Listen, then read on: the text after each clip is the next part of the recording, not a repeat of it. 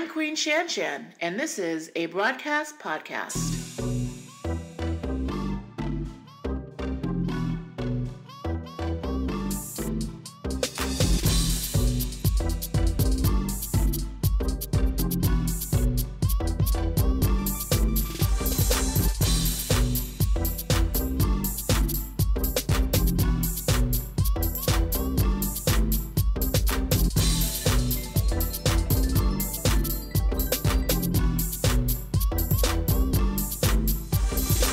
Hey broads, it's your girl Queen Shanshan. How are you?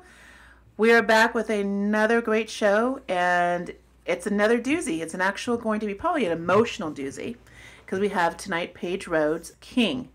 We're going to have her on the show. We'll introduce her in a minute, but in the meantime, how are you, Edward? I'm fantastic. How are you? I'm great. How was your weekend? How was your Labor Day weekend? We just had Labor Day. Yes, we did just have our Labor Day. I didn't do any labor.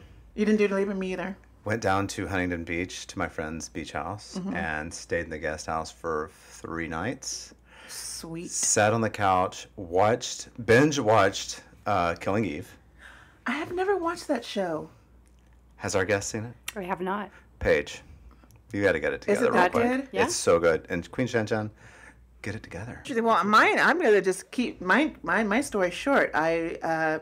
We had a nice evening with my cousin on Friday. We did a girls' night, spa night, and got drunk. Saturday, me and Kirk and Rick went to the club and hung out in the pool all day. Fun. Got drunk.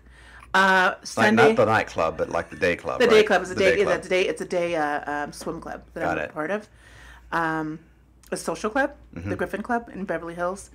And then Sunday, my friends Heather and her husband and their 2 friends were up here for the weekend, and they did a bike bar crawl. Got drunk. So I was basically drunk for 3 days. It was great. Ain't nothing wrong with that. I haven't been drunk for 3 days in the last 3 weeks. Like a 25-year-old right here. Look at you. It was just nice to not be on a computer for 3 days. It was nice to get away and hang out. And I still haven't even caught up on all my Netflix and Hulu myself either. So, and then Monday I woke up hungover, and I forgot that I had plans with Fabrice and Eric for brunch. So I got dressed in a tizzy and had brunch with some good friends because their parents were in town. And got drunk again? No, did not get drunk. I actually went to work after that on Monday, even though everyone was working or was playing. I went to work and got ready for Tuesday. Because you are the queen. I have to be. Yes. So anyways, thanks for the recap, but we have something else to recap, and we want to actually see our prayers, and I don't want to be cheesy, but our prayers and thoughts go out to the victims of Hurricane Dorian this week. Hurricane Dorian started building up strength. It was a slow rise earlier this week, and now unfortunately it's grown to its capacity and hit the Bahamas very strongly. And unfortunately, the toll today is 23 lives that are taken. Oh, it's up to 23. It looks like Hiroshima there. It you looks see photos horrible. of Hiroshima after the bomb It was looks dropped. horrible. I was in the Bahamas worse. last year for a friend's celebration. Oh my goodness, I think it was relatively at this time. And it was a threat of a hurricane at that time, but it was more south. We were more north, I believe. Yeah, we were way north. So this hit a huge population, the Bahamas and the resorts. They're going to recover because those people have money. The resorts have money. They want that money. They have that money. So speaking of real quick, some of the other drama, there's new kerfuffle with their number 45. Okay. And that had some people scratching their heads because earlier this week on Twitter, Trump was criticized for insisting that Alabama was going to be facing a huge threat from Hurricane Dorian, and for even showing off a Sharpie doctored map that added to the state to be basically saying that it's in the potential path of destruction. And Trump tweeted last week that Alabama was among the states that would be hit harder than anticipated by Dorian. Immediately, that tweet was sent off, a fear, obviously. And the National Weather Service office in Birmingham quickly replied to that tweet and said Alabama will not see any impacts from the storm. So why is this a big deal? Now, this podcast is going to air, another few days after this has been happening this week. And probably the kerfuffle will die down. And something new, Trump says, will be another controversial epic. We have something. It's something going on every week. Deflect. Every week there's drama with him. So why is this a big deal? First of all, as we know, Trump is all about, he wants to expose fake news.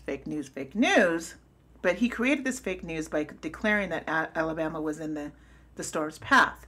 Secondly, during a news conference yesterday, which was this Wednesday, Trump holds up a map showing that Alabama was going to be threatened during the Hurricane Dorian. And there was a Sharpie bubble that was added to the map. This was a official map presentation that the U.S. Weather Service used. And there is a drawn-out Sharpie bubble. And it was 5 days old at this point, or maybe 6 days old at 5 or 6 days older. Yeah. Than what the map model was. Map model was. Thirdly, which I didn't know, Edward and Paige, I did not know that declaring a false weather forecast is a federal crime. But because Trump is president, he actually gets to enjoy some protections as president. The National Weather Service, and I'm quoting this, has been part of the Commerce Department since the 1940s, when it was known as the U.S. Weather Bureau. According to its website, it makes forecasts for the protection of life and property and enhancement of the national economy. And as part of that role, Congress passed a law that makes it illegal to pass along false forecasts as an official weather service project. According to the federal law, whoever knowingly issues or publishes any counterfeit weather forecast or warning of weather conditions falsely representing such forecast or warning to have been issued or published by the Weather Bureau, United States Signal Service, or other branch of government service shall be fined under this title or imprisoned not more than 90 days or both. Well, he'll get none of those. He'll get none of those, of course. And the Justice Department even confirmed this week, saying that the president and who is in charge of the Justice Department, just FYI. William Barr. Okay. His biffle. His bestie. The Justice Department says the president can't be indicted for violating federal law, and it's unlikely a doctored weather report would result in the kind of special counsel investigation that dogged Trump's presidency over Russian meddling in the 2016 presidential election. My eyes are stuck to the top of my head. I was rolling like hard. I was like, I almost blinded myself because my eyes were rolling too hard on the side. It's stuck. Careful, they get stuck there. That's what our parents used to tell us. I get seasick. But if you and I said false weather reports page, and we documented in a tweet or we documented in some sort of documentation or some publication, you and I are going to jail at least for 90 days, and we have a fine. Absolutely. Well, can we put it in the same avenue as yelling fire in a movie theater? Hello? Right. I mean, you're also claiming a false alarm. Alarm, yeah. Yeah, because let's be honest, the reason why they have this federal law in place, it's about money. Because if you say this state is going to be, these states may have some sort of emergency reasons, that can affect the stock, that can affect business, retail, and commerce. Which is reason why, what does it say?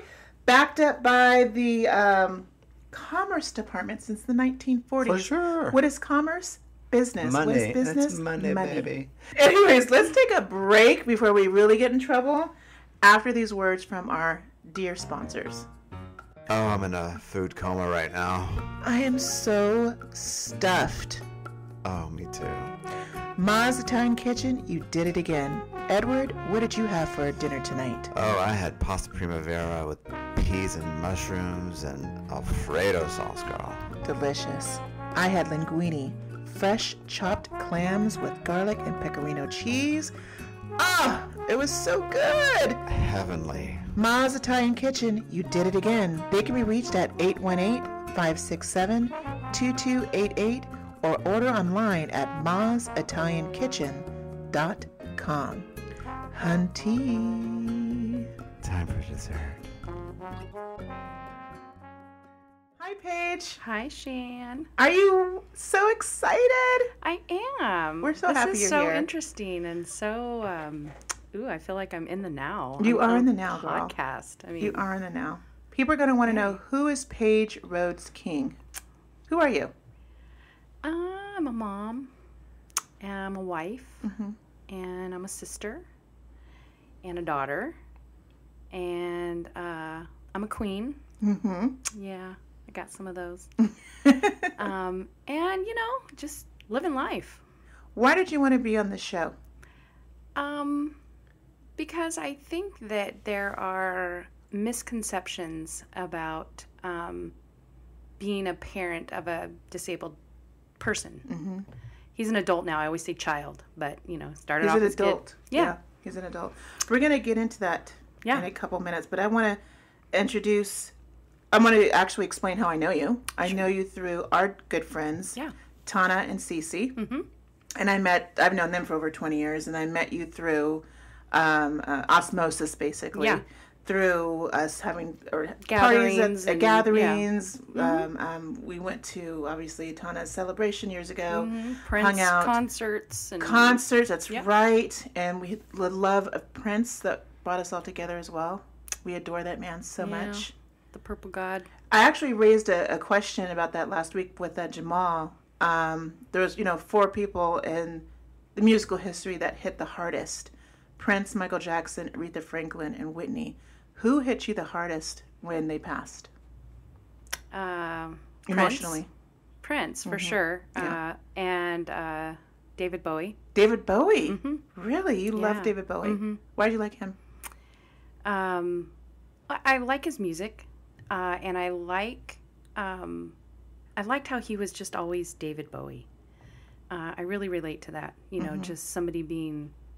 Authentic. I felt like he was very authentic, and I felt like he was doing things when it was not what everybody else was doing. He was before his time. Yeah, he was before his time.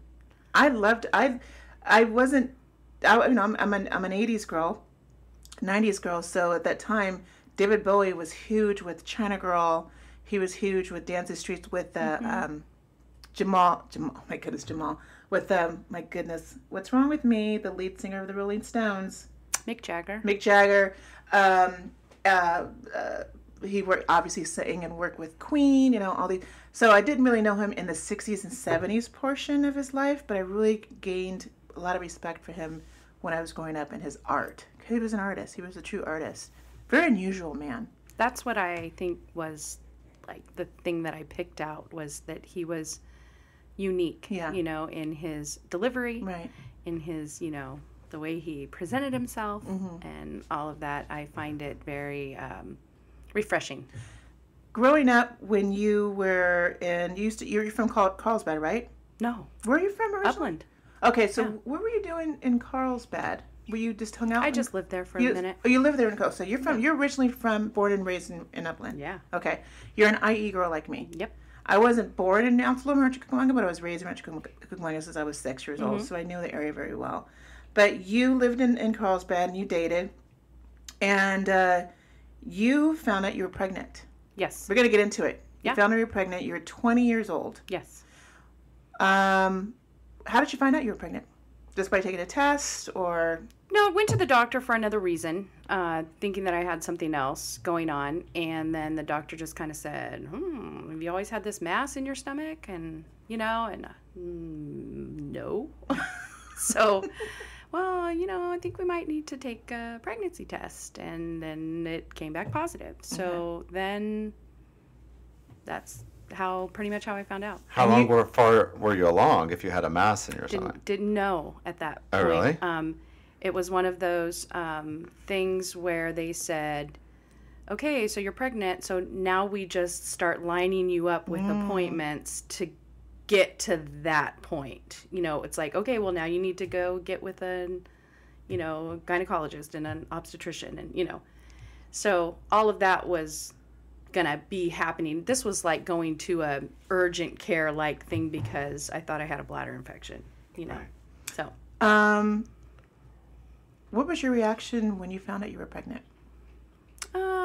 It was rough. I mean, it wasn't, it was now going to be a journey of figuring out what to do. And you were in a relationship at this time? Yeah. And so you had assistance, you had help. Yeah. And may I ask, what was your family's reaction when they found out you were pregnant? Super supportive, actually. I mean, of course, there's the, I mean, no one ever said to me, oh, wow, we're disappointed in you. But that they were like, oh, you're 20 young. years old, Yeah, young. and had moved down to where I was to just kind of live life, as a 20-year-old, and Were you in college? figure stuff out. I wasn't. Okay. You're just working? Yep, just working Gal. and thinking that maybe college was going to come, but like I wasn't super into school like that. Not everybody was in school. I mean, so I think a little bit of just like breath left their body, kind of a deal. But then it was like, okay, well, here's what we got to do. Months move forward. Mm-hmm. And, back in the day, the technology was it as advanced as it is now in terms of monitoring your child, your unborn child.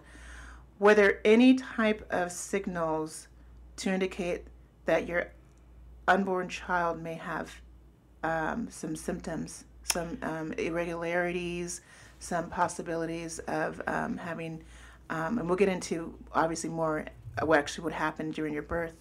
Was there any type of signal stating or showing you that there may be some issues in terms of? No. So what happened was I was actually, can remember the day, like I think we kind of discussed a little bit, that I was actually seeing Dirty Dancing for the first time. So that's when it was out at the movies. And I started having some back pain. Now, mind you, obviously, like we stated, never been pregnant before, don't know anything about anything. So by the end of the movie, I'm standing up in the back of the theater and I can't sit. I'm super uncomfortable. So my mom happened to live around the corner, and I had said to my friend that was with me, let's just go to my mom's house because something's off. And went to my mom's house and then, investigating a little bit of stuff like, Mom, I'm having all this back pain and, blah, blah, blah. So then she says, it seems like you're running a fever. You should not be running a fever, or you should not be having this pain, or something to that effect.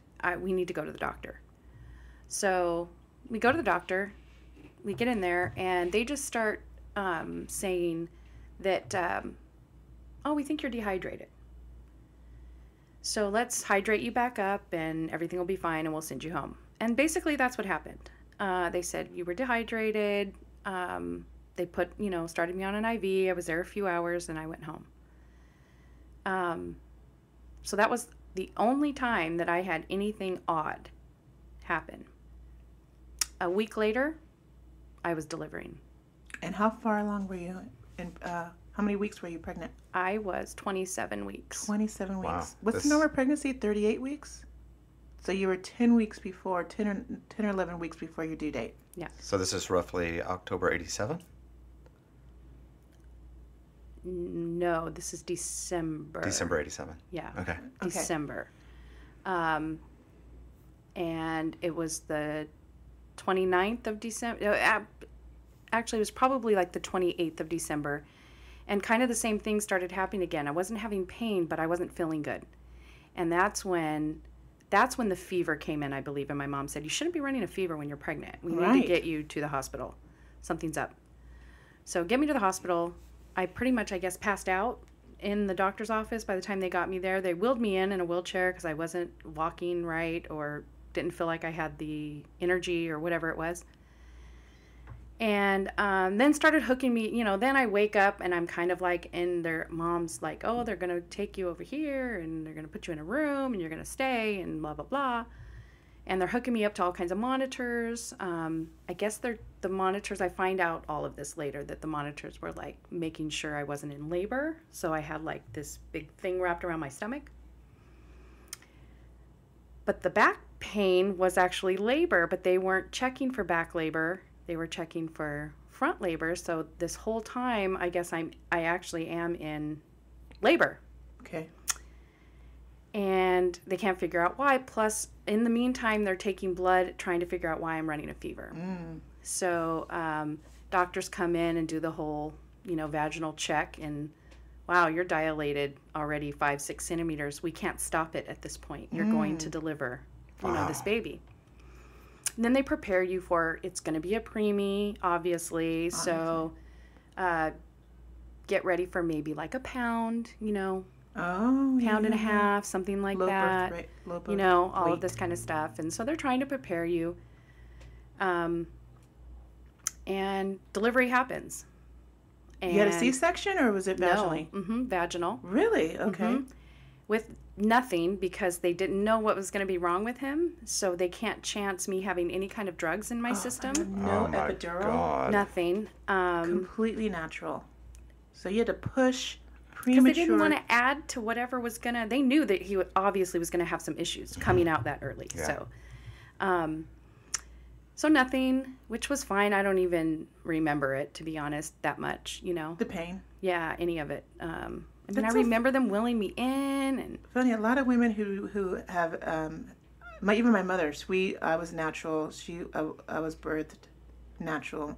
My mom says the pain was excruciating, but to this day she doesn't remember how much that pain is. Women forget what the labor pains were like. obviously, we end up having more kids, so obviously we forget. Yeah. Right.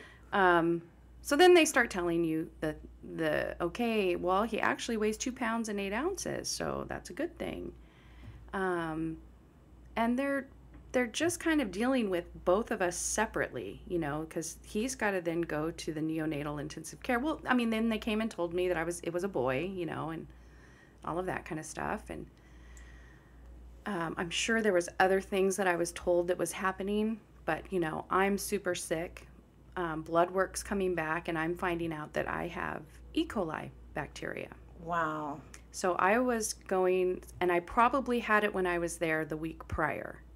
And that's what started this whole ball. So rolling. basically you ate or ingested something funky. Yeah, I actually got contacted by the disease control. Oh, wow. The CDC in Atlanta? Like a month or so after saying... They reported it? Yeah. They reported it to the CDC? I guess that's something that has to be reported because so that there's not an outbreak. That's right. If we could pin it down to this day I ate a strawberry, that, Oh, yeah.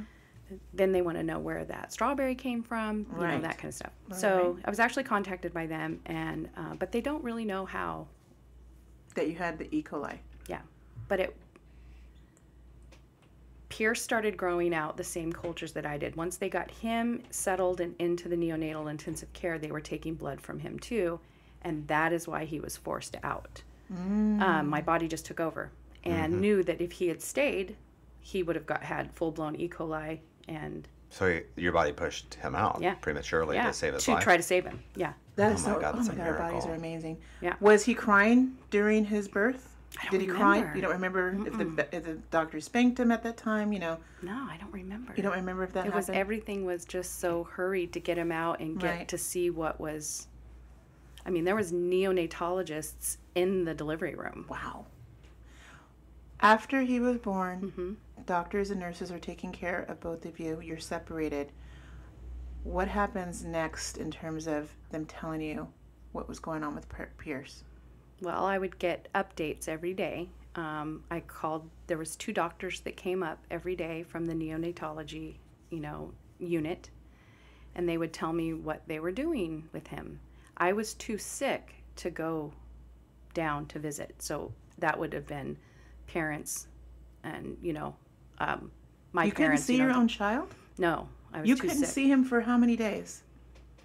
It was probably a good week or so. You didn't see your newborn child No, they physically? sent me pictures. They took pictures like Oh Polaroids. my God, Paige. Yeah. You couldn't see him from afar, or you couldn't get out of your bed because you were so weak.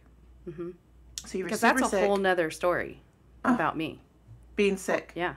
After- I was in the hospital for almost a month. You were physically in the hospital for Yeah. almost a month trying to get over the sickness. That's insane. Yeah, because so they found out I had E. coli. So then they think, okay, you just antibiotics and you're going to get well. Well, that didn't happen. I kept having high fevers. I woke up once in a stainless steel tub, and I was covered in ice. And apparently my fever had gotten to about 107, 106. People die. And and my whole system went sepsis. Oh my goodness. So every organ in my body was tainted. But they couldn't figure out with what, because they thought that they were already, I was on like 3 huge antibiotics, like a gentamicin and all these other couple other antibiotics. And what we ended up, this all took a long time to figure it out, but while I was there, I ended up turning 21. So as a 21-year-old, we finally had to go in, and I had to sign papers to say that I might have to have a hysterectomy. Because they had to go in and do an exploratory laparotomy and cut me from pelvis to belly button to figure out why I continued to have these high fevers when I was on all of these antibiotics. What they discovered was about the size, maybe of a baseball, not as thick, as a baseball, but as round as a baseball.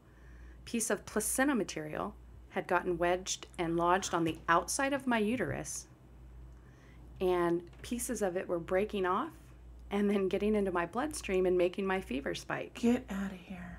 That is crazy. That's the craziest medical story I've heard in a while. Yep. So once they discovered that and removed that, so they had to cut a small portion. That was the exploratory surgery. That was the exploratory surgery to find out what was going on. I had a D&C before that because they thought maybe they left placental material on the inside of my uterus. It wasn't, they didn't get enough stuff out to say that could be causing it. So finally they just said, we got to open you up and see what's going on in there. We can't see in there, obviously. We got to figure it out.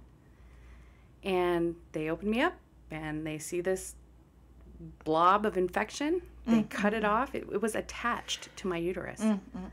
They cut it off, and literally, like within a week, I was your spring chicken. Yeah, and nuts. And so you were able to see Pierce after that. Yeah. During your recovery, a month, my goodness, you couldn't really see your own child. Obviously, you had your family come and take care and report to you. Yes. Nurses reporting to you, the doctors reporting to you about your child. What happened during his birth in terms of his health? Was he deemed disabled when he was born? Yes. And what was the diagnosis with him? Well, so the immediate diagnosis that almost happened pretty quickly after he was born, like I want to say within a 24, 36-hour time frame, was he had a brain bleed, which then caused his hydrocephalus. Which is water on the brain. Water on the brain. And it makes the brain swell because there's nowhere for this extra fluid to go. It's cerebral spinal fluid that's collecting. So his head is growing. Right. And his ventricles that are in the middle of the brain that everybody has are scarred because of the brain bleed, which happened due to the immature blood vessels that run through our brain. So those burst because they were immature and not ready to be out of the womb. And the blood had nowhere to go. The only place the blood could go is in through the ventricles. And so it scarred them as infant size. So when he was growing and still creating all the cerebral spinal fluid like we do in a normal body, the cerebral spinal fluid couldn't get through those ventricles. It was blocked. Which created him to have the water in the brain. Yes, which then they have to release that because then it's pressure. How do they release it? So they do what they call a shunt, and there's a couple of kinds of shunts. There's external and there's internal. He started off with an external shunt, and it's actually like a little not a pear, more of an oval-shaped piece of equipment that literally looks like. Have you ever seen a dog's toy, the squeaky thing that comes out? Oh, yeah, it kind of looks like whistle. that, but like with metal fittings on the ends, and then tubes, right? And it takes the place of the ventricle. So he first had one place that was external, so it hung out. You could see this, and you could see. Okay, so it was a physical thing that people can see. And that they actually physically pumped, and they pumped fluid, and it came out of a tube. And so it went in through his eardrum? No, it went in. It went to his skull, right? The back of his brain. Yeah. Yeah. You are a first-time mother at this time. Yeah. You're dealing with your physical ailments. You're dealing with a newborn child. What was your mental status at that time? When I look back at it now, I guess it was pretty darn good because apparently they told my mom a couple of different times that I wasn't even going to make it through the night. Your mom's going nuts. Yeah. And then I have this baby. She has this grandchild as well, you know, and She's going nuts. that's Loss of my child and loss of my roller grandchild. coaster. Okay. But I never thought that. I never once thought, man, I'm super sick. I guess I could die. So I guess my mental game was just somewhere focusing on him and what was going on with him, and like, okay, these doctors are going to figure out what's wrong with me. I'm not going to worry about me. I think your age protected you. I think so, 'cause too. You're 20 When we're and, young, yeah. and Think you don't so, think too. about that when you're so young like Quicker that. to Death is recover not a thing. versus if you were a 35-year-old mother or 30-year-old mother or even a 40-year-old And maybe had other mother, children right? as well. Mm-hmm. That you were like worried that like they're not, what happened, what if something happens to me? I Right. don't know. I mean, At this time also, was it also deemed that your son was going to be permanently disabled? now, can I pick a day that somebody came in and said, this is what you're going to have to deal with for the rest of your life? Like this, and this? No. But did I know that we were in for struggles? For sure. Okay. Just because of the hydrocephalus and how it was explained to me. And they give you like a pamphlet, you know, that here, read this. So, yes, I knew we were in for some stuff, you know, the extent of it. But then came, well, because of some of the bleeding and the trauma to the brain, we've got some cerebral palsy that's probably going to come into play. That's all sort of hard to determine before they start doing things that they would normally do, like physical things, before you can kind of say, like, yes, he's got CP. Cut to months later. How long was Pierce in the hospital? 100 days. The first time I got to hold him, he was born on December 29th, and I did not get to hold him until Valentine's Day. 2 months. Yeah. To hold your own child. Yeah. When were you able to take him home? It was in April. Wow. And he came home, pretty chubby little guy, cute as all get out, and with some oxygen and a couple of medicines. He did in between there have a seizure, and it was a pretty bad one apparently. It was 24 hours long. So then he was immediately placed on phenobarbital. Good Lord. Yeah. So Isn't that what killed that famous actress? Because she, back in the 60s, 70s. Oh, we gotta Google that. Take a break. When we take a break, we have to Google that. There was a few actresses actually OD'd on that. What's an anesthesia or what is it? yeah, it's a heavy Sedative. sedative. Okay. That slows brain function, you know, and stuff. You weren't working at this time. You were full on. Were you living back with your mother? Were you working? No, Were you I in was Carlsbad living. still? I was not with my mom. Was living with Pierce's dad, and I actually, after I left the hospital and before Pierce came home, I was working. I was working at the school district where my mom worked, and so I was doing things in between, like trying to work and trying to get some normalcy back. Right. But having to try to get to the hospital to do his feedings and stuff like that. And then it just became too difficult. I couldn't expect an employer to let me leave and do all the things I needed to do in order to take care of him and give him the best chance at survival as I could. I didn't think it was fair, so I just ended up not working. A year passed. Now Pierce. Oh, real quick. Why did you name him Pierce? Oh, that is because of Pete's Dragon is my favorite Disney movie. Yes. And Pierce is Peter in Gaelic. Oh, cool. Oh, And then his middle name is Elliot. So he's Pierce Elliot. Pierce Elliott. That was my favorite movie too, growing up. Pete's Dragon. Yeah, I liked it. Very cute. So a year passed, and now the reality is that you do have a disabled son. Mm-hmm. Okay. And what are the therapies? You know what? We're going to take a break and get into that in a minute. Let's go into actually now raising a disabled child. Okay. And the triumphs and the challenges that you had to experience. Absolutely. After the break. Queen Shanshan, did you get a new wig? No. Did you get a new shirt? No. Did you get a new necklace? No. Something is different with you. Well, I just got my teeth whitened and brightened at Exquisite Dentistry here in Los Angeles. Fabulous. They do such great work, and I love them because they know that I'm a dental chicken. I'm afraid of needles, and they put me at calm and at ease the minute I arrive in their beautiful, gorgeous spa dental office. They are simply superb. Thank you so much. You know what? And Edward, dear Edward, you can get the same service too by calling him for an appointment at 323-484-7645 or make an appointment online at exquisitedentistryla.com. That's bloody brilliant. And remember, tell him Queen Shanshan sent you. Hunty. All right, so you are now 21, 22 years old, raising a 1-year-old child who is now deemed disabled. What are the other disabilities that Pierce has acquired at this time? So around this time, we are still dealing with the hydrocephalus, but we now have a shunt that is internal.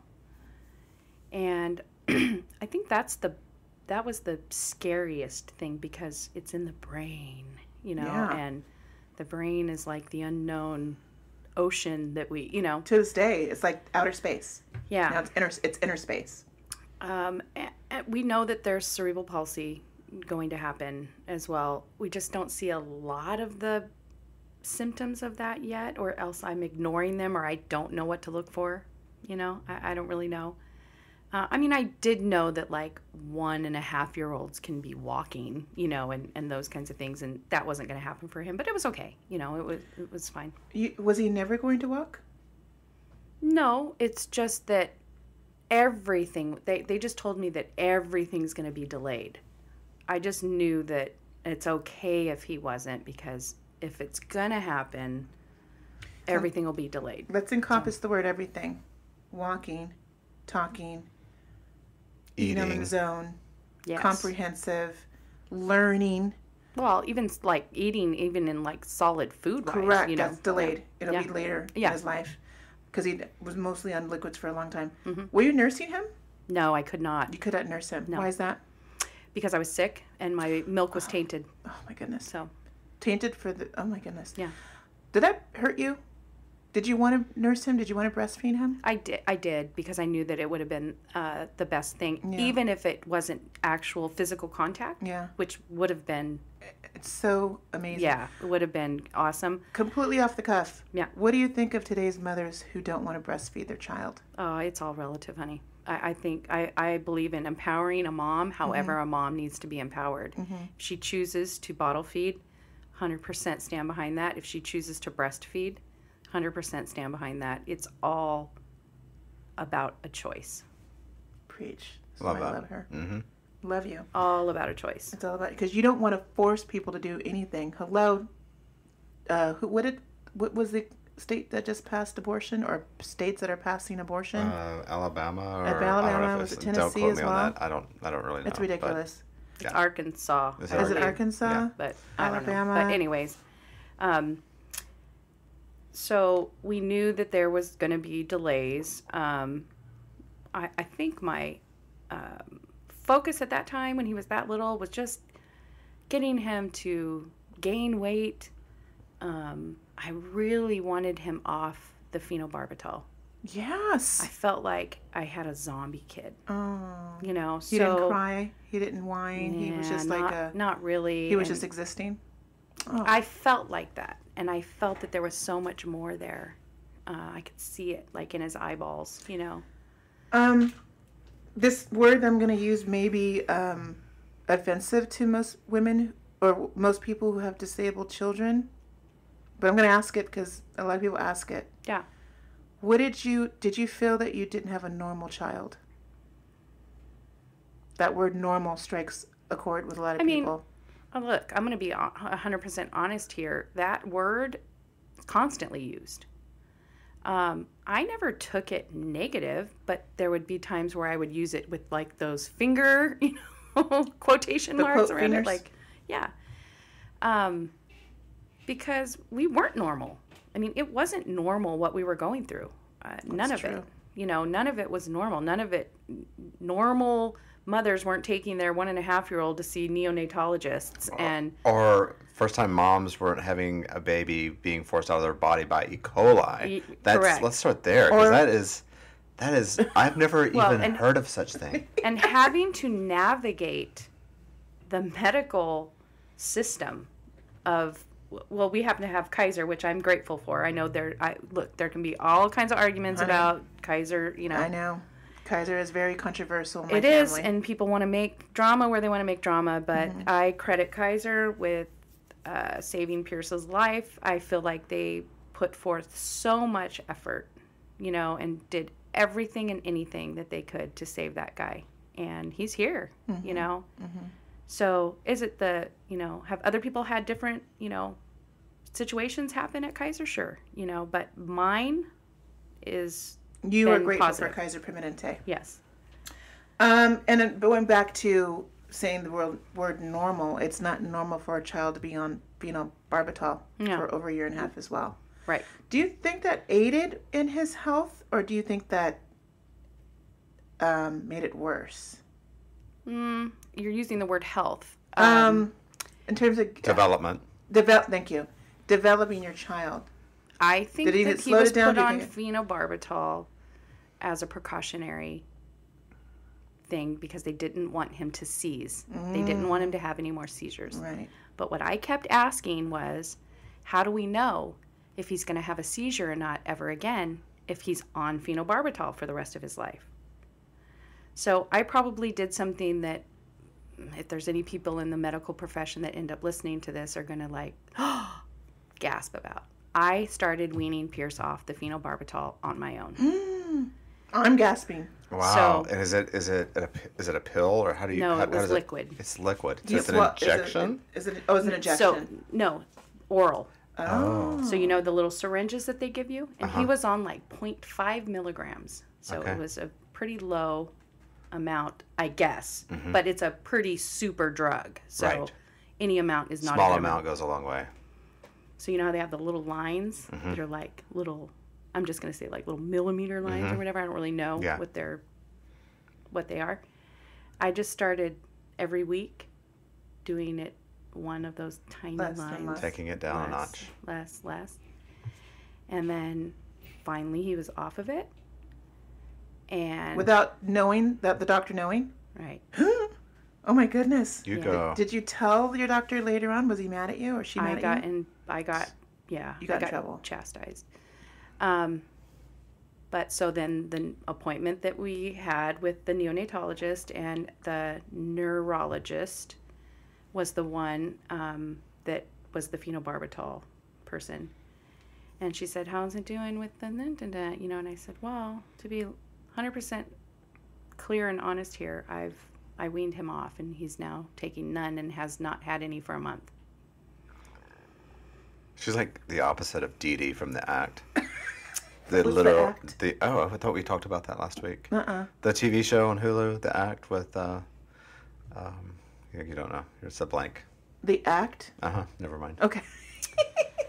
And she gasped and was like, what are you doing? How can, do you know that that's super dangerous? And I said, well, I know what I read, but I also knew that I had to see if he was going to seize anymore or not.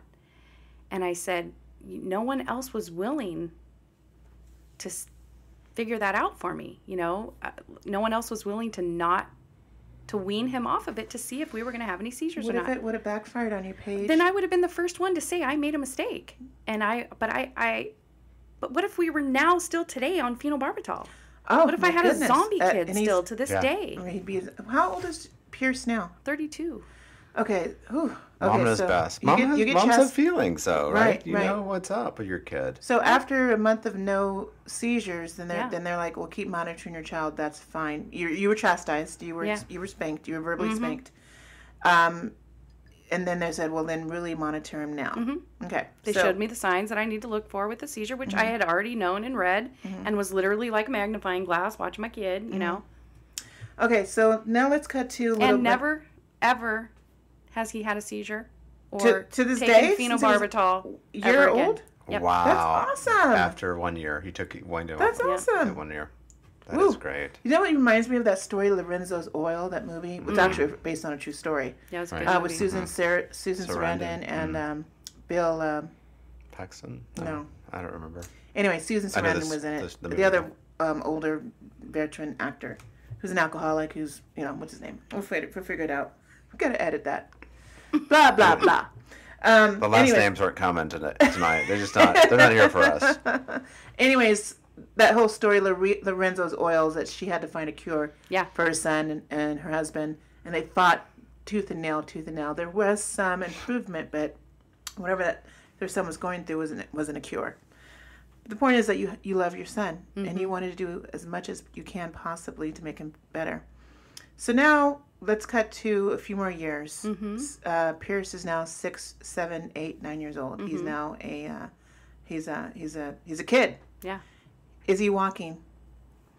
He started school at 3 because that's part of, I only know California. So when you have a child with a disability, they can start school at 3 if they're medically well enough to go to school. Okay. And he started school at 3. And no, not walking. He's in a wheelchair. Okay. And Has he ever walked? he had moments where he walked with therapy and like a little walker, but he never gained these side muscles that we have that keep us upright, like because he can't even sit up on his own. I have a question. Why does those muscles? Because it's all about the brain, right? Yeah. So the brain controls obviously everything. So the brain wasn't feeding the leg muscles, his thighs. So this is where the cerebral palsy comes in. Oh, that's where the cerebral palsy So the cerebral palsy comes Okay. in with not. So I try to explain it like the wires that we're using here to for the microphones and all of that.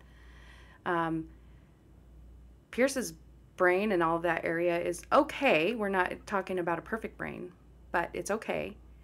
But the contacts, the little impulses that we get to tell our brain, move my left foot, that we do it, we don't do it like consciously, we do it unconsciously.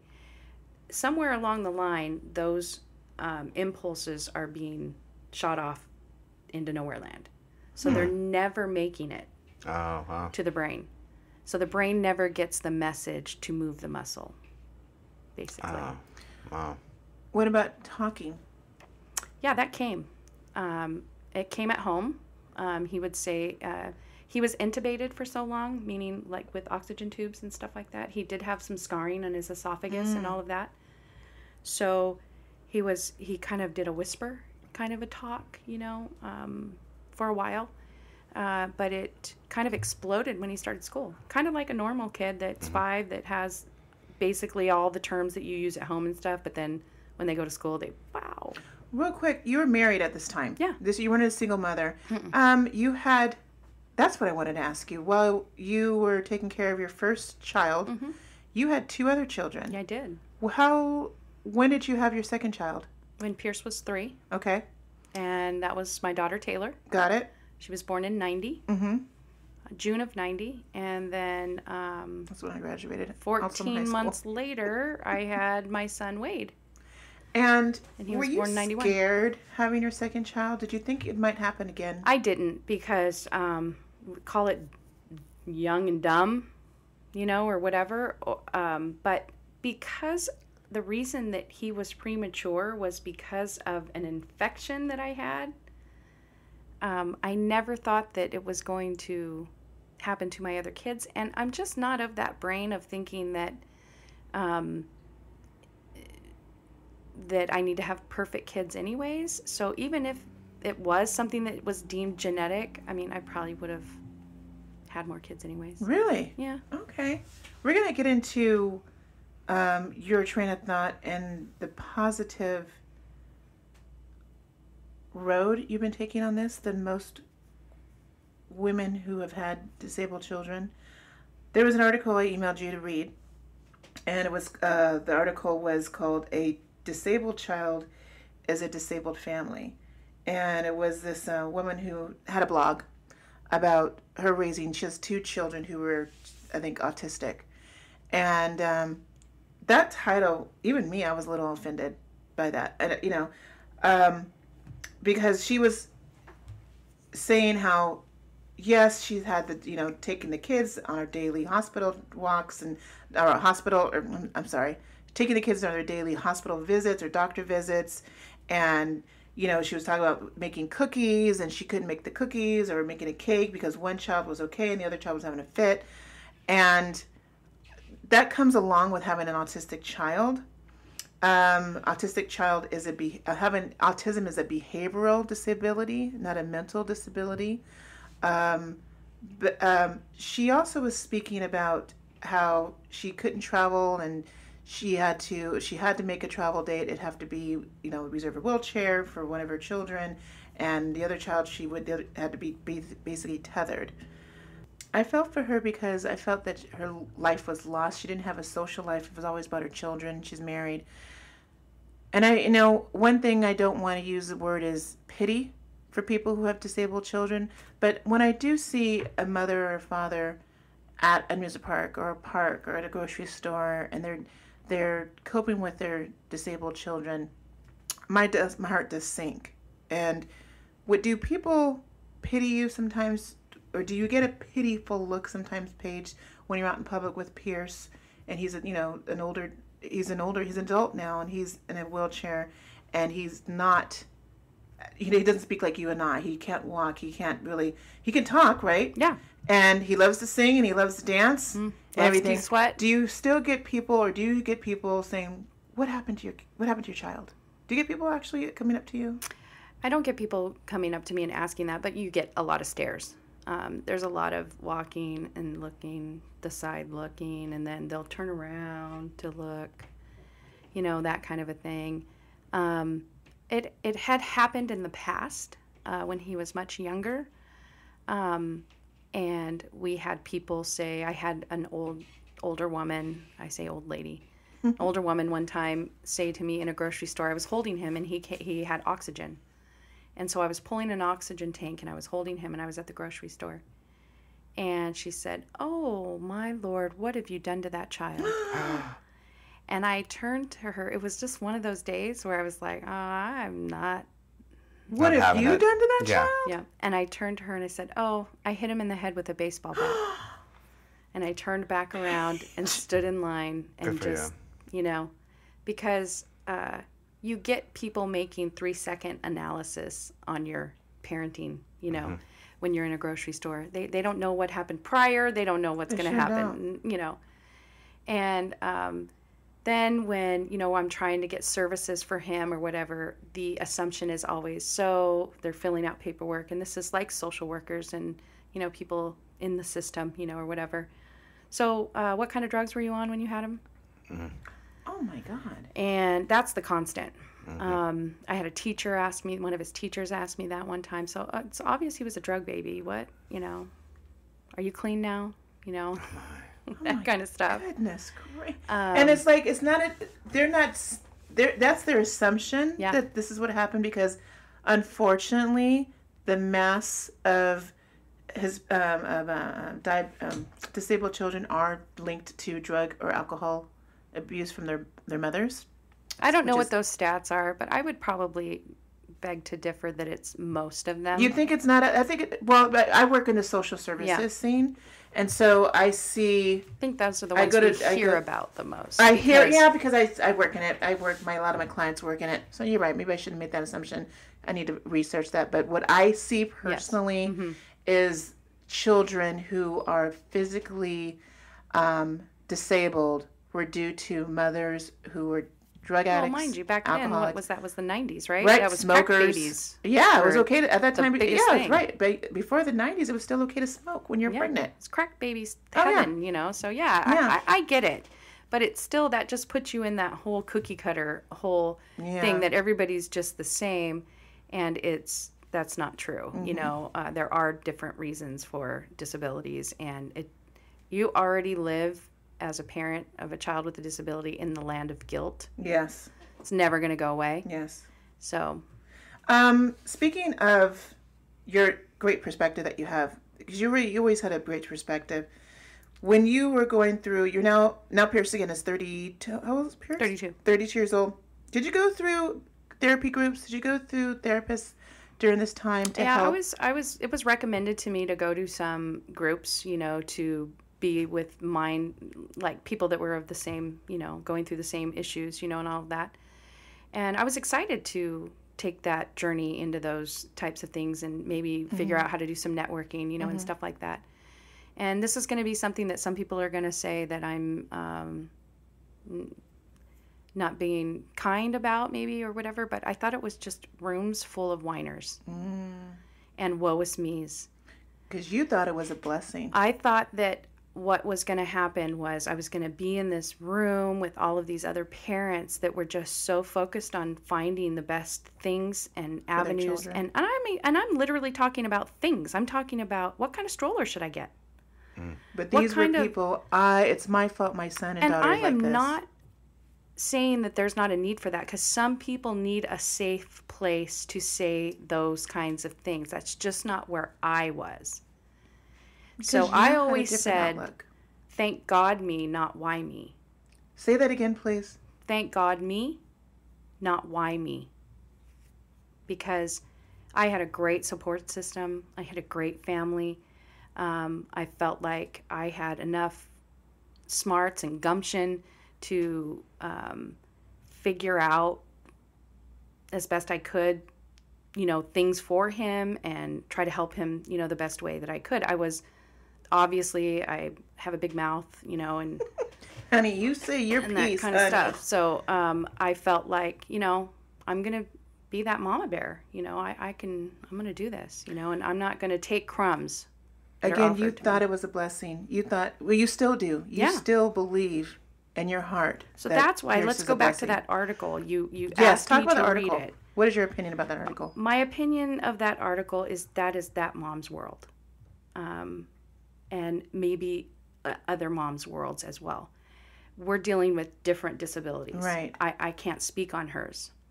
But I never felt like, and I actually had a conversation with my daughter today when I told her that I was doing this. And I asked her, did you ever feel like there was things that you couldn't do or didn't have an opportunity to do or weren't avenues that weren't pursued for you because of Pierce? And she As said, a sister. Yeah, and she said, never. And I said, yeah, I never felt like we did that either, but I wanted to make sure, I didn't want to just assume, and I wanted to make sure that my feeling was, you know, we always treated Pierce like he was normal. You know, that, here I'm doing Quote, the hand, normal. air quotes, you know. I told the kids to play with him, you know, yes, they had to be a little bit careful of his head because he had a shunt and it can't get banged or, you know. But other than that, I mean, they fought with him. They got mad at him. Of course. You know, I'm sure Pierce got mad at them too. absolutely. They're siblings. He grabbed them. He scratched them. Of course. He They're knocked over siblings. their Lego tower, you know. But he had to go to special schools. He had to go to special education, right? did. And with your other children, that's a really good point. They didn't feel isolated, didn't feel alienated. You know, we got to make sure Pierce is always taken care of. Pierce is always taken care of. Then we can handle the other two. Did they? No. They didn't feel that they were ousted or alienated in any way? Not from what they've conveyed to me. And I really felt like we tried to do all kinds of things Together. that were inclusive. Good. Because that can cause a complex too. Yeah. As we close in this subject, what words of wisdom can you tell mothers today? Young mothers, mothers in their 30s, mothers in their 40s, who have disabled children. What kind of words of wisdom can you drop? Well, all I can say is any mom, disabled mom, not disabled mom, mother of a disabled child or a special needs, child. Just be their voice. Really listen, even if there's no words, you can listen, and trust your gut and speak up, say things. Don't take the crumbs that the school districts, that the doctors try to give you, like, here, take this. No, my other kids are doing that. That's what he deserves. I used to tell the teachers, I can be your best friend or I can be your worst nightmare. And I never wanted Pierce to be put in situations where he wasn't wanted. So I didn't try to force situations, like putting him in a class, doing inclusion and putting him in a classroom just because that's where he should be, because we shouldn't separate them, kind of a thing. Just be the mama bear that you can be. And, touching a little bit on, I think we had a conversation about it, when I'm uncomfortable when people tell me things like, you're just the greatest mom. You're so awesome. You're so wonderful. I had a gentleman at Palm Springs. I recently took Pierce. He loves Palm Springs. Took Pierce, and we stayed for a week. Him and my sister came down for a couple days, but I took him to the pool. And it's a big rigmarole to get him in a pool. They got to have a lift, and I got to take the chair, and I got to lift him out, and I got to put him in, and I got to He can hold swim? him. No. He just holds on to the I edge hold or him. whatever? Oh, he just okay, hangs got on it. to me. Got it. And so I had 2 different people, gentlemen, come up and say, my wife and I have been watching you the whole time you've had your son in a pool. Your son in the pool. You're amazing. It's super uncomfortable because You don't like the accolades. No, because I just feel like I'm being a mom. Mm-hmm. I mean, there's other moms in there with toddlers clinging on them, and they're not going to them saying what a wonderful mom you are, making sure, That's true. I mean, I get Well, it. maybe when I see a mother playing with their child in the pool, regardless if the child is disabled or not, and I'm seeing that child behave and not scream, and I'm going to give that mother some kudos too. Yeah. I just noticed you were so good to your son. You're so good to your daughter. You guys are having so Good for much you. fun. Yeah. So for me, and I have given parents accolades, especially, I hope people are listening. I give parents accolades when their child is quiet on a plane. Yeah. I'm like, That's important to you, so that's good. Of course it is. And I'm like, oh my God, your child was awesome on the plane. Oh, and they want to hear that too, because the child may be reading the whole time or just asleep all the time. Yeah. And I've been in planes where children were screaming. But I want to give that parent that But it's uncomfortable. That's what I'm trying to get to, is accolade. that it's uncomfortable because I don't feel like I'm being a special mom. I feel like I'm just being a mom. Yes, I appreciate that. I think more of it is I do like the fact that I do understand that people are watching. Eyes are on us all the time. And you know that's why they're one watching? Can I give my perspective? Yeah, absolutely. The reason why they're watching, the reason why I may be watching you, Paige, because I'm putting myself in your shoes. Yeah. What would I do if I had that child? Mm-hmm. What would I do if I'm a 47-year-old woman with a disabled adult taking my disabled adult child Well, to that's the pool? what I want to. That's one of the things that. So I am super hyper aware of people watching. So does that mean I'm changing my behavior? No, but that does mean I'm going to be there. I'm taking him to the pool.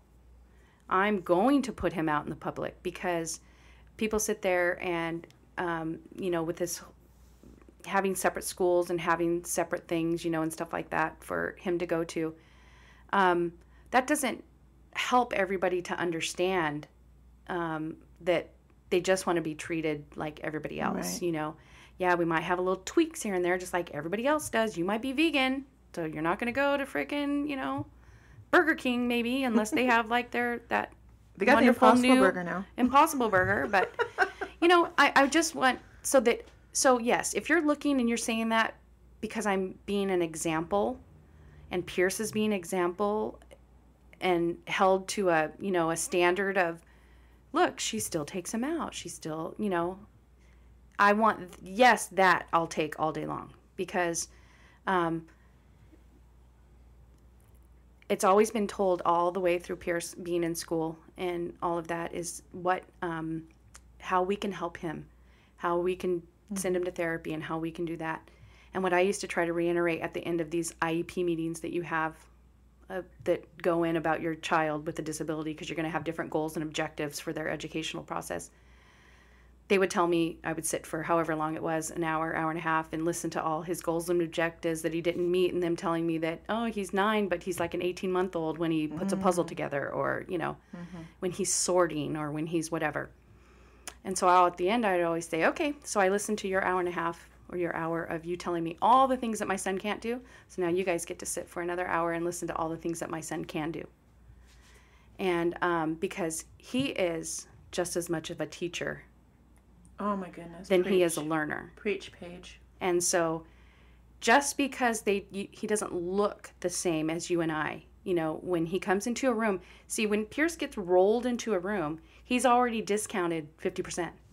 They already go, ooh, look around and like, where are we going to put him? Where's he going to fit? How's this going to work? And then they come and talk to me. Who's they? Like anywhere where we are, a restaurant, a classroom, okay. How's this going to work? Place. Yeah. And then they talk to me, and then I lean down and say, well, Pierce, where do you want to sit? And then sometimes I'm trying to give them hints that you can talk to him, But because we don't have that super inclusion and all of that in our schools, people don't know that it's okay to talk to him or to try to engage. Have you had these conversations with Pierce? Does Pierce express himself and say, Mom, I was uncomfortable at this place and that person was mean to me? Mom, these are my feelings. I mean, I don't know your son. I very well. I met him maybe a handful of times because of functions. And so even me to approach your son, I don't want to be offensive. That's the thing, Paige. People overcompensate by not, they think they're not compensating. Yeah, but that all comes from how we were taught. Yeah, that's true. So if you were taught as a young child that it's okay to engage in conversations and ask them, even though you may not get an answer, it's still okay. They're still human. And then if somebody else then steps in and says, oh, no, he's okay, honey. He's not cold. Or he doesn't want to drink right now. But does he express... Not really. He tends to bounce off of me. Okay. So. Okay. Yeah. Well, I appreciate you being very transparent today. Good. I hope our listeners learned something. I definitely learned something. Edward, did you learn something? Absolutely did. Yeah. Good. Yeah. We really appreciate you sharing your story, and thanks for having this will resonate. Thanks for talking about Pierce. He's your love. Yeah. Yeah. Fantastic name too. Thank you. Great name. It Thanks, is. Paige. It's so cute.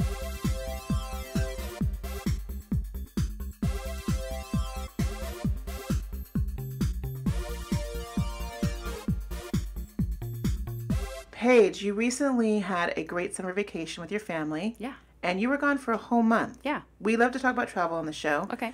I will be traveling pretty soon to one of my destinations, my favorite destination. And but you do a lot of local stuff here in California. Yeah. Where did you spend your summer vacation? I spent the month of August in Cayucos, California, which is the Central Coast, in between San Luis Obispo and the next closest thing that people might recognize would be like San Simeon, where Rhodes Castle is. Right. And small little sleepy beach town. It was actually the first time I had ever been there. My mom and my aunt had gone previous times. My Aunt Kay has been going for about 20 years, I think she said. It was my first time. I loved it. It's such a funky little beach town. It's only about a mile long. Everywhere you are is walkable or scooterable or, bikeable. Mm-hmm. Then if you want to go into San Luis Obispo, it's about 18 miles. Okay. And you're close to Morro Bay over there, too. How far is Morro Bay from you? Morro Bay was only about 6 miles, That's 8 awesome. miles. I love Morro Bay.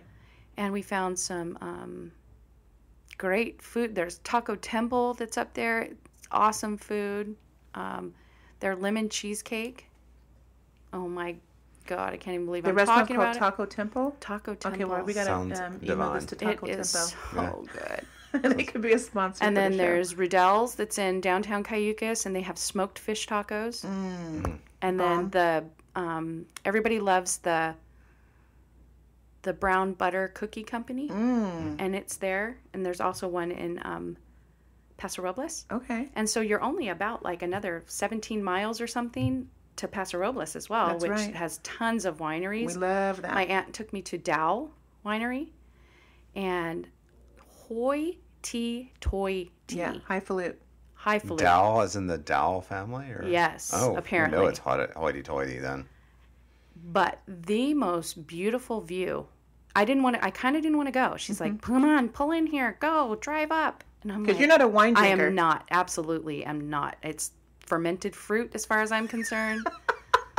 I don't, no. I wish I had that disdain. Me but too. Unfortunately, I do Yeah. not. I can't wait to have a glass of wine after this. And so she made me go, and I was actually very, we just went in and said, do you mind if we look around really quick? And I wanted her to see the view and blah, blah, blah. And they were very accommodating and said, sure. And so we did. Beautiful. I would recommend anybody that loves wine to go there, but I believe it's very expensive there, very expensive. from what I understand. Your sunsets, I saw the pictures that you posted. The sunsets. No that were editing on those, 100%. Gorgeous. I don't even hardly know how to do that. Gorgeous. I've barely been playing around with Lightroom.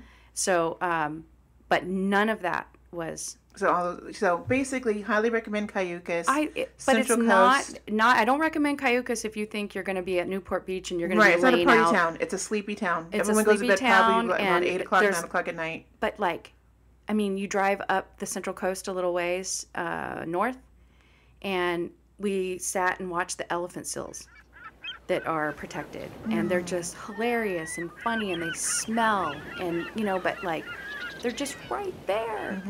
And as I'm closing out the nighttime, and we have this beautiful balcony that we could go out and enjoy on this house, and you could hear the seals barking from the that's water. cool. I mean, it's just.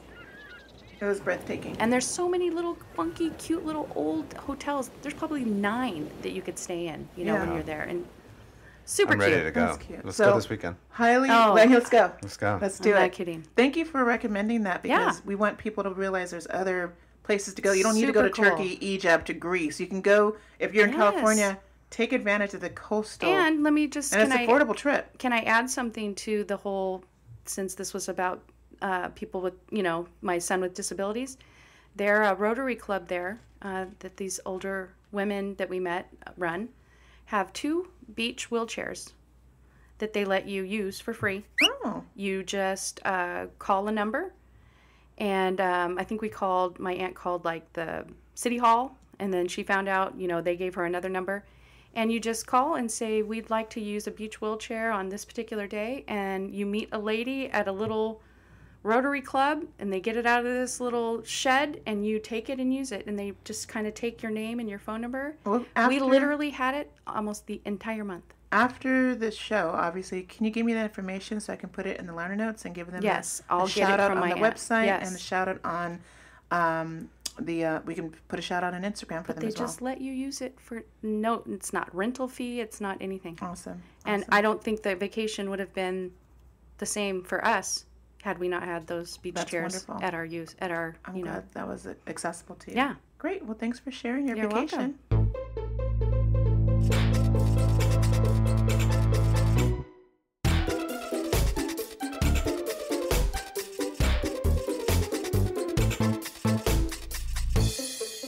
This week has been a really challenging week with family and my house and other stuff like that. And so I don't want to get into that, but I want to get into actually an aha moment that I really experienced today. So I'm a part of a few like Facebook groups, like empowerment women groups, business groups, entertainment groups, health groups, whatever. And one of the groups that I'm associated with is a group called Healthy Sassy Fit. And so I recommended some of my friends to join this group it's heralded by, her name is Hallie Avolio. And because I did that, she thanked me so much for recruiting people to go to a group. She sent me a gift basket. And she sent me a gift basket of protein bars. She had some little knickknacks, and they're called traditional encouragement cards that give you an affirmation each day. Mm-hmm. So I could pick an affirmation card. Just a really cute little thank you gift that she sent me. I just started eating these protein bars last week. She gave me like 5 of them, okay? And I really didn't pay attention to the name of the bar, the name of the protein bar. So yesterday on Facebook, in the Facebook group that she heralds, that she hosts, in the Facebook group, I typed, "Oh my God, Hallie, I love these protein bars. They're delicious." And I took a picture of the packaging. And the packaging said Exo Cricket Protein Bar. Again, didn't even phase to me what the name of the protein bar was. And so a comment came in from a lady, I don't know who this lady is, and she's like, "Oh, I was going to check out those protein bars, but crickets? Ew, I don't want to eat crickets," or something like that. I read that comment and literally, now mind you, I've been eating these bars all week and they're delicious. I never read the labels on the bar. I never even paid attention to the maker of the bar. I didn't pay attention to the ingredients of the bar. I ate them because I was hungry and I wanted a meal replacement bar at that time. I don't like granola. Granola has a lot of sugar, whatever, and I was really good that this protein bar was satisfying because you know what? I could be eating chips, candy, chocolate, ice cream, whatever, right? Things that are unhealthy for me. I was very proud of myself that I was eating a protein bar instead of something unhealthy.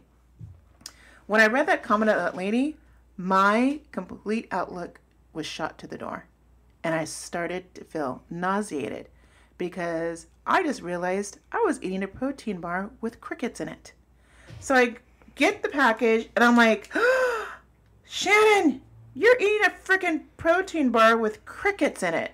So here I'm turning it over. I think this was last night. I'm turning it over and I'm reading. I got the package here. You guys can hear it crinkle. And it says, "Crickets, the closest thing to a perfect protein source this planet has ever seen." And I seriously started my nauseous. And I'm thinking, oh my God, that lady's comment totally tore me up because I didn't know I was eating crickets. I thought I was doing good. And I'm like, wait a minute, Shannon? You were enjoying these bars. They were delicious. They were good. My point in this little wiglet of the week, the story, is that when people can post one comment that's negative, or a text that's negative, or a letter that's negative, or an email that's negative, or basically saying something in your face that's negative, it can ruin your positive vibe that you're on. And it ruined my vibe. When I was physically ill, knowing I was eating crickets. Now, here I am thinking, I'm eating crickets, and I'm like, whoa, have I ever ate crickets? I was in Hong Kong a few months ago, and there was nothing but crickets and worms. That's right. I thought maybe you had eaten them there. There were garlic-flavored worms. There were jalapeno-flavored crickets. There were chocolate-flavored crickets. There was this kind of cricket. I did not touch a damn cricket. Are you kidding me? I'm not going to eat no damn cricket. So when I realized I was eating a protein bar that had cricket powder, I was floored. So it's got cricket powder. It's not specifically the cricket itself. It's not an actual ground up. I'm not eating legs and eyes of a cricket. No. Okay, it's cricket powder. What it is, it's cricket powder, and they formulate it with real ingredients like strawberries, peanuts, apple juice, concentrate, vanilla extract, coconut. This is not a vegan protein bar. It's definitely not vegan because, hello, crickets are an animal. Crickets have a face. So it's not a vegan bar, but it's definitely gluten-free. It's soy-free. It's egg-free. And it's actually a tasty bar, and I'm going to continue eating them. I'm going to continue buying this product because I like it. My point is don't let people's opinion steer you wrong when you know you're doing a good job. When you're doing a good thing for your body, your mind, your health, because I'm going to continue eating these bars. And that lady, she made me think a different way, and then I resurrected my brain to go the different path of righteousness. That's what you should have done. But what if it would have said roach protein bar? Which would have been like next, because you weren't turned off by cricket. I was turned off by crickets, absolutely. But you didn't know that they were in like the powder cricket powder was in it. Yeah, and then I did some research that cricket powder is the most healthiest protein. But the packaging didn't deter you. You were like, oh, cricket powder. When Like Cricket Mobile or whatever. I thought it was You're like Cricket just Mobile. Clever marketing, right? I thought it was clever marketing. I didn't realize it was actually a cricket protein bar. I just thought the name was called Cricket Protein Bar, like Cricket Mobile. Right. Or Grasshopper Protein Bar. I wouldn't think it would have been like a Grasshopper Protein. What are your thoughts when it comes to that, Paige? I probably would have been just like you and not paid any attention to, the fact that really, does that mean that there's cricket in it? I would have just looked at it. But I can tell you right now, if it would have been if there was a roach picture on it, I definitely would have been like, ew. Roaches are they're the ones. They're the ones that get us. If it was roach protein, I probably would have gagged. You're right. Looking back on the comment, not sure that maybe she was trying to be negative. I think she was just stating maybe like her opinion on the thing, like, oh my gosh, I don't know if I could get over eating. That was probably the feeling from her. And I think it was just because you had an aha moment. I had an aha moment, like, OMG, I just ate some crickets. I've been had. Well, and maybe you did a little bit of the whole like, okay, maybe I need to be a little more, looking at what I'm eating. Hello, that's another. And so that maybe caught you off, like, I should have really read what these damn protein bars had inside them. So the aha moment was 100-fold, basically. Yeah. And so it was just, I didn't want to let her ruin my funk. Yeah, and that's, you can't, I never try to give people that power. Yeah. Because it's your thing, and it's all relative. It really is relative. And so you can't let people take your joy out of something. Don't let them take your crickets away. Yeah. Yeah, you can't let them do that. Cricket powder up. People, that's right. Load up on it. That is my little wiglet of the week. If you are abroad and want to come on our show to discuss experiences with food, culture, beauty, and travel, please email us at abroadproductions@gmail.com. You can also find more information about our show on our website at abroadproductions.com. Follow us on Instagram at Queen Shanshan, our Facebook fan page, which is Abroad Productions, and Twitter, which is at _broad_prod, spelled PROD. And if you also want to be on the show, email us as well at abroadproductions@gmail. Paige, you came a long way tonight. Thanks for visiting us today. You're welcome. We really appreciate it. Did you have a good time? I loved it. I enjoyed it. We really appreciate you being honest and transparent, because a lot of people who want to tell their stories get a little bottled up and they're nervous. But you wanted to really, I'm going to use the word expose what it is like to be a mother of a disabled adult now, and what the blessings and rewards that you've had. Yeah. And those are mine and mine alone. But I think that people can, everybody's are different. And I can't, like the mother of that blog, Yeah. that her saying that she has a disabled family because something, Yeah. That's her take on it. Mine is that I have we were actually, I think I exposed my kids to some situations and different things that now they take, with them in their life and can use as coping mechanisms, skills, and stuff like that. So thank you very much. And thanks for listening, being abroad yourself. You're welcome. Welcome to the Broad family, girl. I'm abroad. You're abroad now. We're abroad. And Edward, thank you for steering the ship tonight. You're welcome. As always, it was beautiful having you here. And yeah, thank you for it's nice to coming meet so you, far Edward. Thank you. And thanks for helping Shan. Thank you. Of course. It's my life mission. Next week's show is going to be a complete 180 from what we're talking about tonight. We actually have a dominatrix that's going to be on the show. So, and her name is Justine Cross. She has 2 dungeons here in Los Angeles. Wow. So, hold on to your saddle. Underworld. I'm already blushing. Are you blushing? I know, already? We already talked about kink and fetish a couple weeks ago with Tyler in that episode, which was called What is Your Safe Word? This next episode is going to take a whole different topsy-turvy view on the actual person who works in that world and has slaves and has clients, and honey, she's going to take us a whole different level. Wow. Can't wait. Right? And what it really means to have or work in the sex work industry. Wow. Lots of work out there. I'm going to use the word saddle up. Or strap yourself in. Strap yourself in. Yeah. Strap in, listeners. Strap in, listeners. Or you better get yourself whipped into shape. Woo! We're going to have all kinds of great Whip phrases. it good. I'm tongue-tied.